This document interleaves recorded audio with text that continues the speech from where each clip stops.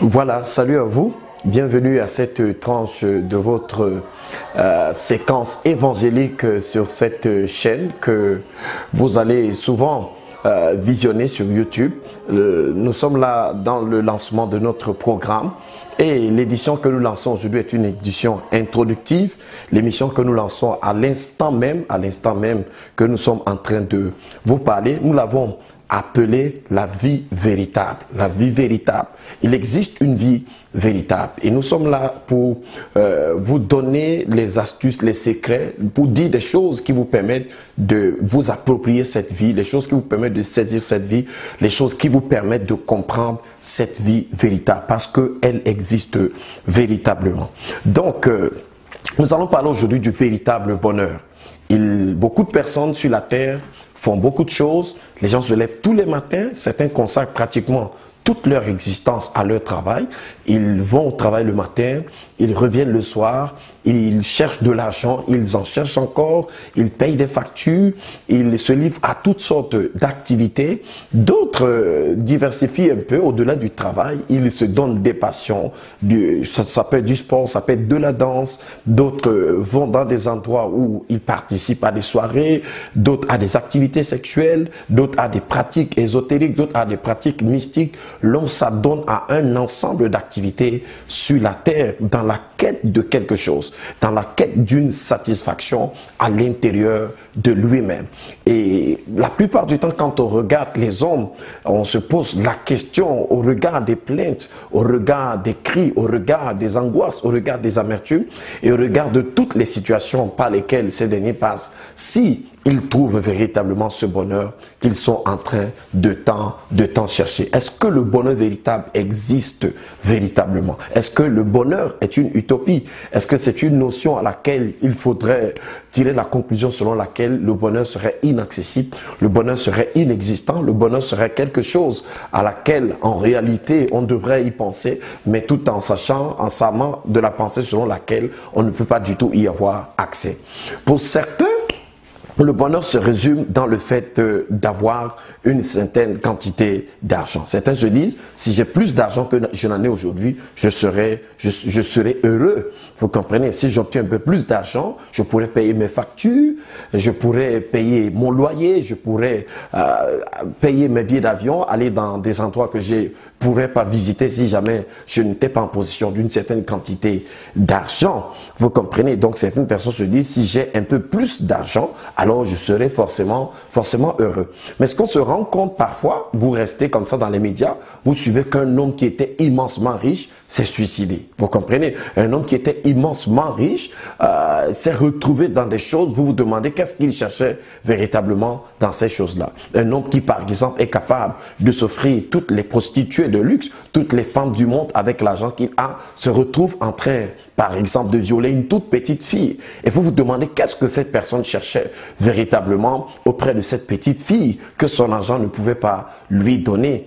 Et la plupart du temps, vous avez certainement fait cette expérience. Lorsque vous cherchez de l'argent, vous le cherchez avec une certaine hargne et quand vous l'avez obtenu et que vous avez même acheté la chose pour laquelle vous étiez autant en train de vous battre, il y a comme un nouveau sentiment d'insatisfaction qui naît à l'intérieur de votre cœur. En d'autres termes, vous devenez malheureux aussitôt.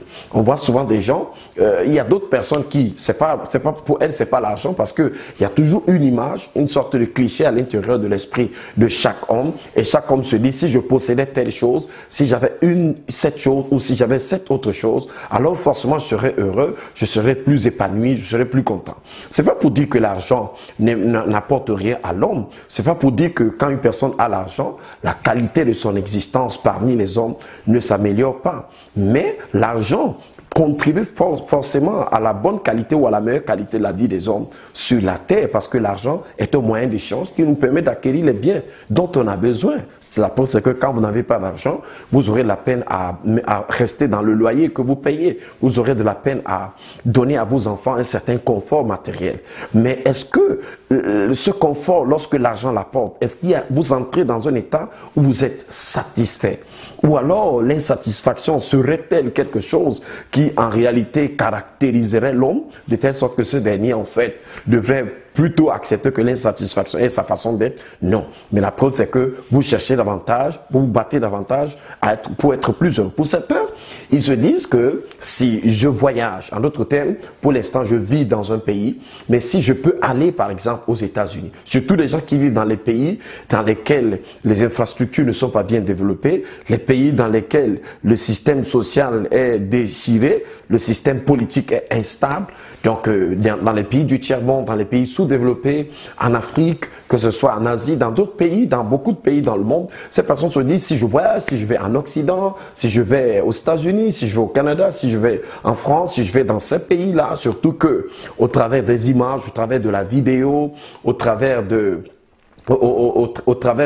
films qu'on a regardés à la télé, la plupart du temps, ces pays ont projeté leur pays comme étant des sortes de paradis sur la terre, ce qui fait que chaque personne aimerait la plupart du temps quitter là où il se trouve pour aller dans ces endroits-là. Mais quand on arrive dans ces endroits, c'est vrai, on trouve certainement un certain nombre de choses. La société est peut-être un peu mieux organisée qu'ailleurs où le système politique est encore fébrile et instable.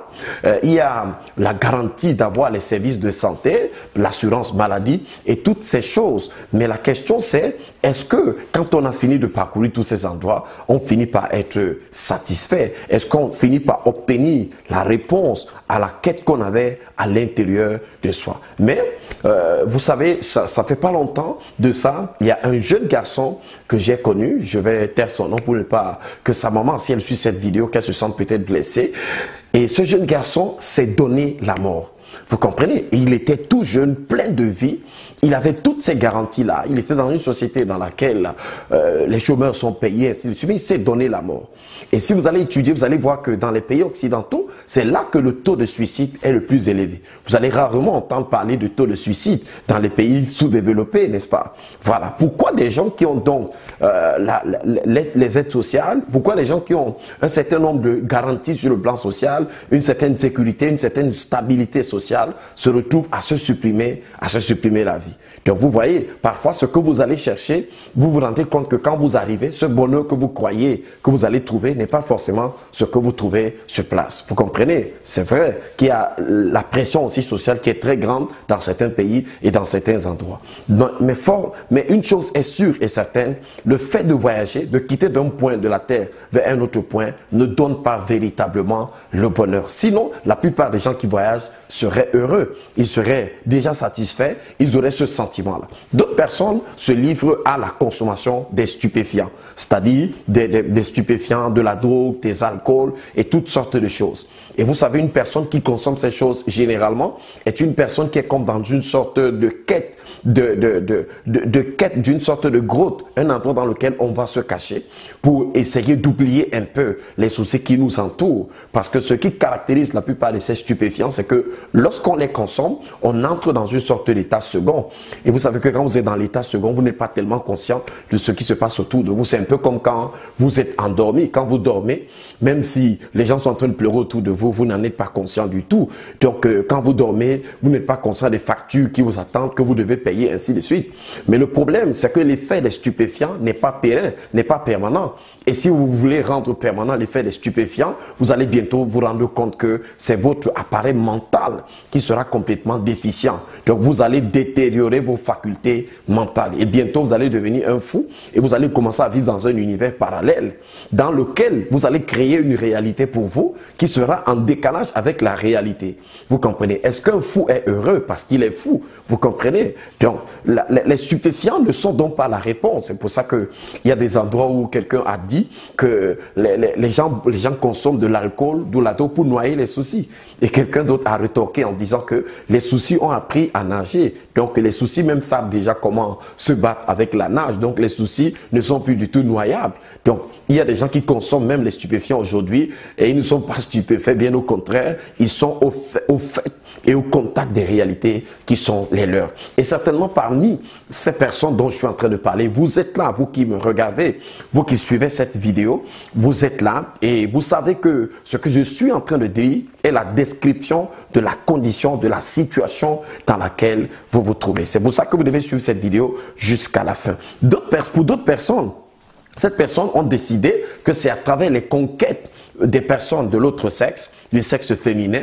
Ça veut dire que certaines personnes, pour essayer de combler cette sorte de vide intérieur qu'elles ressentent, elles se disent que elles peuvent se procurer du plaisir à travers beaucoup de conquêtes féminines, n'est-ce pas, en ayant plusieurs femmes à la fois.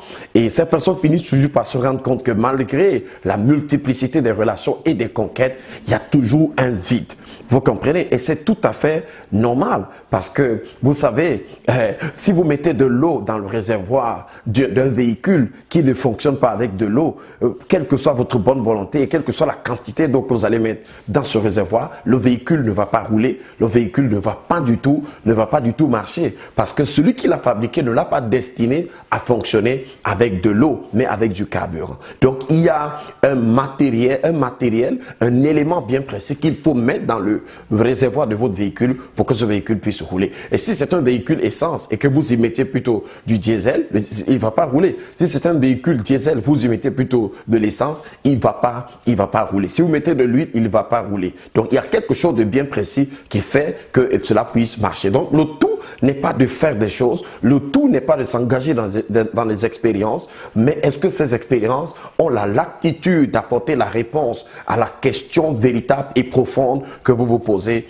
à l'intérieur de vous? Donc, certaines personnes, c'est dans la conquête des femmes. Vous comprenez, d'autres ont déjà battu des records, sorti avec beaucoup de copines et toutes ces choses. Mais ces personnes, parfois, elles se rendent toujours compte qu'il y a une sorte de... Elles se sentent malheureuses quelque part. Il y a comme une sorte de chagrin intérieur, une sorte de tristesse à l'intérieur de soi-même. Vous comprenez, qui est simplement la manifestation du fait qu'on est dans l'insatisfaction.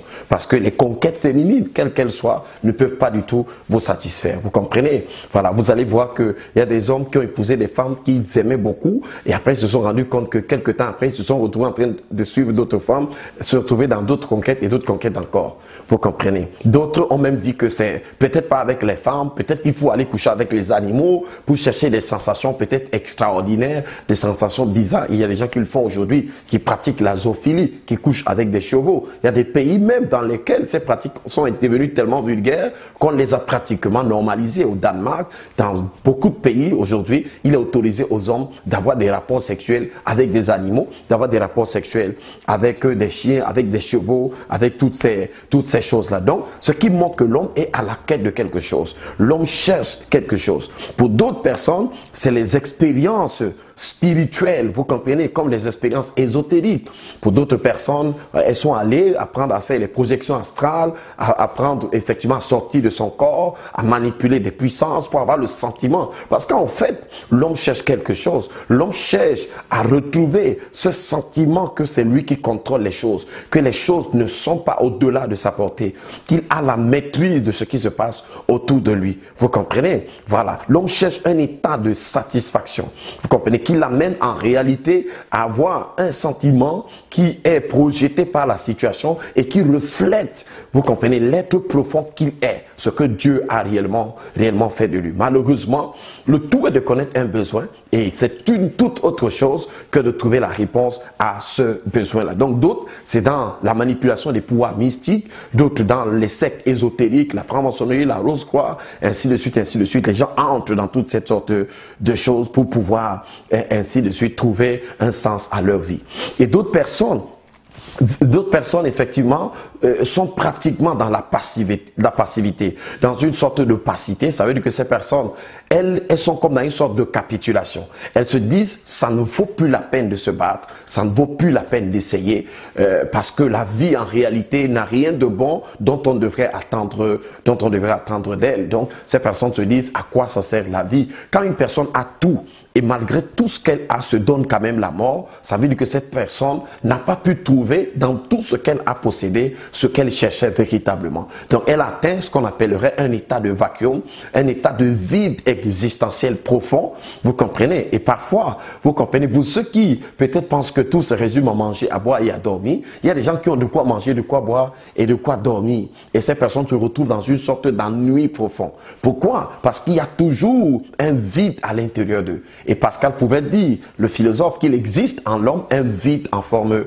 de Dieu. Il y a un vide intérieur qui doit être comblé, un vide intérieur qui doit trouver des réponses. D'autres, c'est dans les exercices religieux. En d'autres termes, ils se disent que si je fréquente une église et je commence à pratiquer tout ce qu'on me dit là-bas, je vais satisfaire, parce que pour ces personnes, elles se disent qu'elles sont sur la terre et il y a Dieu qui est le créateur, qui certainement a fixé des règles et des normes sur la base desquelles ils doivent vivre. En fait, ils vivent leur vie dans la logique de l'ascension. Ça veut dire que si je fais ce que Dieu attend de moi, alors Dieu ne va pas me sanctionner. Si je ne fais pas ce que Dieu attend de moi, il va me sanctionner. Donc, en réalité, il faut donc que je fasse quelque chose pour que Dieu ne me sanctionne pas, pour que je m'en sorte, pour que j'ai pas de problème avec eux, pour que j'ai pas de problème avec Dieu. Et c'est ainsi que ces personnes-là donc vont à l'église. Vous comprenez? Donc, elles vivent tout le temps dans la peur de Dieu, dans la peur de Dieu, dans la peur de Dieu. Elles ont peur de Dieu. Vous ne les voyez pas épanouis. Vous voyez des gens qui sont tristes. Vous voyez des gens qui, en réalité, ont peur de Dieu. Vous voyez des gens qui s'attachent à la religion comme une façon de trouver un exutoire, comme une façon de juguler leur peur, comme une façon, effectivement, de ne pas avoir à faire face à la colère de l'être divin. Bon, imaginez que vous vivez toute votre vie dans l'anticipation de la colère de quelqu'un qui va vous foudroyer, qui va vous frapper. On ne peut pas du tout dire que vous soyez heureux. Et c'est ça qui fait que beaucoup de personnes qui vont à l'église, qui pratiquent la religion, on n'a pas le sentiment. Ceux qui les regardent et qui ne font pas la même chose n'ont pas souvent le sentiment que ces personnes ont trouvé ce que nous sommes en train de chercher. On les voit juste comme des hypocrites, des gens qui en réalité essaient de dissimuler ce qu'ils auraient aimé faire. C'est-à-dire que c'est comme si Dieu disait, en réalité, j'ai rien contre vous. Les gens diraient à Dieu merci, nous allons faire toutes les bêtises et tout ce que nous voulons, parce qu'en réalité, si nous essayons de bien agir, c'est simplement parce que nous avons peur de tes sévices, nous avons peur que tu puisses faire quelque chose contre nous. Et d'autres, effectivement, essaient de trouver les exercices spirituels, le yoga, la méditation transcendantale et toutes sortes d'exercices par lesquels les hommes essayent de trouver un sens à leur existence. Mais les hommes trouvent-ils véritablement un sens à leur existence? Si les hommes avaient trouvé le bonheur, pourquoi tant de guerre? Pourquoi tant de méchanceté? Pourquoi tant de haine dans le cœur de l'homme? C'est-à-dire les hommes sont sur la terre comme des gens qui se disent on se tient là, comme je m'en sors, je suis pas heureux, il faut pas que tu le sois, il faut pas que l'autre le soit, ainsi de suite. Donc la terre est devenue comme un véritable champ de bataille, un lieu dans lequel on a de la peine à se poser la question si le bonheur existe vraiment. Ceux qui parfois semblent avoir réussi dans la vie, avoir des garanties ostentatoires ou ostensibles d'avoir accompli quelque chose, souvent quand on regarde leur vie, on est obligé de se poser la question, est-ce que c'est ça le succès? Est-ce que c'est ça la réussite? Vous comprenez? Et après, quand les dossiers sortent, vous voyez les chanteurs comme Michael Jackson, après sa mort plusieurs années, il y a des personnes qui sont en train de sortir pour dire ce monsieur m'a violé, c'est comme ça qu'il couchait avec des petits enfants, et vous comprenez, et il est pratiquement ruiné, la plupart de ces personnes-là. Donc vous vous rendez compte que parfois on peut matériellement être fourni, mais on est toujours malheureux à l'intérieur de soi. On vit toujours en deçà même de ce que les hommes, en deçà de ce qu'on devrait attendre des êtres humains. Donc certains ont décidé donc de s'adonner à tous ces exercices religieux. D'autres font des pèlerinages, ils vont à la Mecque, d'autres font des ablutions, d'autres font des jeûnes, d'autres font des prières, chacun à la quête de quelque chose, chacun d'autre à la quête de la main, compagnie invisible de Dieu, d'autres voudraient que Dieu se révèle à eux, d'autres veulent avoir le sentiment de plénitude, de félicité, le sentiment de joie, le sentiment d'être comblé, ainsi de suite. Donc, la question c'est donc, est-ce que le bonheur existe véritablement? Donc, la première des choses donc qu'il faut commencer à considérer, il y a beaucoup d'autres moyens par lesquels, d'autres c'est à travers le travail. Il y a des gens qui travaillent comme des malades parce que en réalité, le travail est leur exutoire, leur façon de s'évader, leur façon de fuir. En fait, c'est une façon de bien s'occuper puisque le travail permet quand même de réaliser des choses sur le plan social, de construire des maisons, d'avoir la fierté, ainsi de suite. D'autres se sont donné des défis dans la vie, le défi d'être meilleur que telle personne ou bien que telle autre personne. Et à partir de la base de ce défi-là, ces personnes travaillent et se battent. Donc, maintenant, vous devez savoir une chose. Il faut connaître que l'homme que vous êtes, qui cherche le bonheur, est un esprit. Et il habite dans un corps et il possède une âme. Si vous allez dans le livre de 1 Thessaloniciens chapitre 5 au verset 23, la Bible déclare que Dieu vous sanctifie lui-même, l'esprit, l'âme et le corps. Et le véritable moi, la véritable personne qui cherche le bonheur, c'est votre esprit. En fait, c'est l'esprit en vous qui cherche le bonheur. Parce que vous, c'est votre esprit. La preuve, lorsque l'esprit a quitté votre corps, vous restez avec un corps, pas une personne. Vous restez avec un cadavre. C'est ça qu'on vous appelle un cadavre. Une fois que l'esprit n'est plus dans le corps. Parce qu'en fait, et vous voyez, vous ne servez à rien, on ne peut pas vous jeter dans une fosse. Parce que c'est l'esprit qui donne un sens. Parce que le vrai vous, c'est votre esprit. Ce que vous voyez là, c'est le corps. Ce que vous voyez là, c'est l'habit, c'est la couverture. Ce n'est pas le véritable vous. Le véritable vous habite à l'intérieur de ce tabernacle de la chair. Donc, en fait, être heureux, c'est répondre aux besoins qu'il y a à l'intérieur de votre esprit. Et vous comprenez, c'est pour cela que vous pouvez manger les meilleurs repas du monde, avoir un ventre qui est ballonné et commencer même à regretter d'avoir mangé après. Vous comprenez pourquoi? Parce que le besoin ne se trouve pas au niveau de votre corps. Il y a des besoins physiques. Le corps est juste comme un équipement. C'est un peu comme un équipement qui vous permet de fonctionner. Mais vous, c'est votre esprit. Donc, en fait, le problème avec tout ce que j'ai cité ici, c'est-à-dire le fait de s'abonner à la religion, le fait de pratiquer les exercices religieux, le fait de faire un certain nombre de choses, c'est pas ça qui soit mauvais, mais cela révèle tout simplement qu'il y a un cri à l'intérieur de vous, il y a une quête qui naît à l'intérieur de votre cœur. Et cette quête est la quête de votre esprit. Vous comprenez? Donc votre esprit est en train de chercher quelque chose. Votre esprit est en train de chercher quelque chose. Et c'est quand votre esprit à l'intérieur de vous trouve la chose que vous trouverez donc la satisfaction. En fait, que nous appelons ici le bonheur, cet état de plénitude, cet état de satisfaction, ce sentiment qu'on est véritablement la personne qu'on est censé être, vous comprenez, exactement comme Dieu nous a fait, vous comprenez, n'est-ce pas? Donc, le bonheur existe donc bien. C'est pour ça que quelle que soit donc la raison pour laquelle aucun bien de ce monde n'est capable de vous combler. Vous pouvez habiter dans la plus belle maison du monde, vous entrez là-bas, les premiers instants où vous êtes dans cette maison, au vu de peut-être du type de maison dans lequel vous viviez avant, vous allez sentir une certaine satisfaction. Mais vous allez voir que bientôt elle est passagère. Vous comprenez? Parce que tout ce qui est fait dans le domaine physique est passager, est éphémère. Vous comprenez? Même les satisfactions sont passagères, elles sont éphémères. C'est pour ça que vous allez voir un homme qui se bat pour avoir une femme, après qui se bat encore pour divorcer avec la même femme.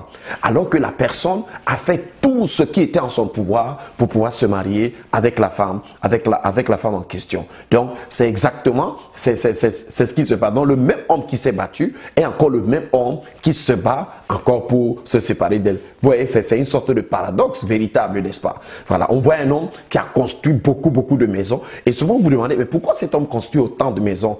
Il a besoin d'une seule maison pour vivre sa famille. Il peut, voilà. Et parfois, il ne construit pas les maisons parce qu'il veut les offrir aux autres personnes. Il ne fait que construire des maisons et des maisons et des maisons. Toutes ces maisons lui appartiennent, mais il ne peut pas habiter dans toutes ces maisons. Il est en train de chercher un argent qui, en réalité, est au-delà de sa capacité à utiliser, à consommer. Et ce n'est pas qu'il le cherche pour le mettre à la disposition des autres, c'est qu'il le cherche pour le garder, avoir le sentiment de pouvoir, le sentiment d'avoir quelque chose. Mais en réalité, est-ce que ce sentiment est-il véritablement comblé?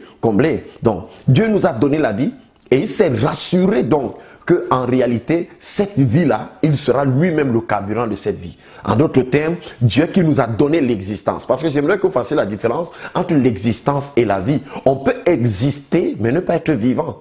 Vous comprenez? C'est pour ça que dans les Écritures, la Bible fait la différence entre le fait d'être animé, vous comprenez, et le fait d'être vivant. C'est pour ça que la Bible utilise deux mots. Il y a un mot qui est zao, vous comprenez? Voilà, un mot qui est zao, et un autre mot qui est psuché. Psuché, ça veut simplement dire être animé, avoir la vie animée à partir de son âme. Vous comprenez? Qui anime le corps. Et beaucoup de personnes sont animées mais ne sont pas vivantes. Il y a un autre mot que la Bible utilise qui est le mot Zoé, qui parle de la vie véritable. C'est-à-dire que le vrai sens du mot Zoé, c'est la vie véritable. C'est-à-dire que quand vous n'avez pas le Zoé, vous n'êtes pas vivant.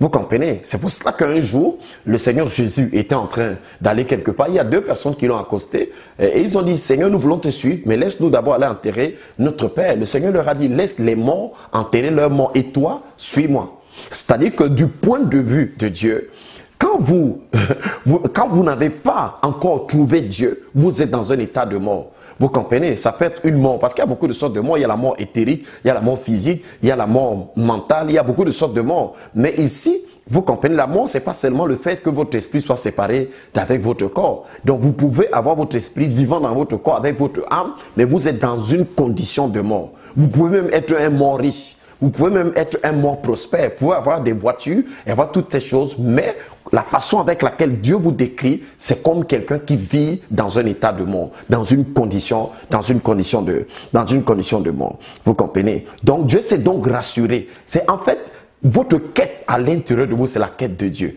Dieu s'est rassuré que vous ne trouverez jamais de satisfaction dans quoi que ce soit. Je peux vous dire, toutes les personnes qui écouteront cette vidéo, vous devez le savoir. Il n'y aura pas de satisfaction dans quoi que ce soit sur cette terre. Multipliez les conquêtes auprès des femmes. Vous comprenez comme vous voulez. Multipliez les exercices religieux. Multipliez les pèlerinages dans le monde. Multipliez, soyez dans les sectes.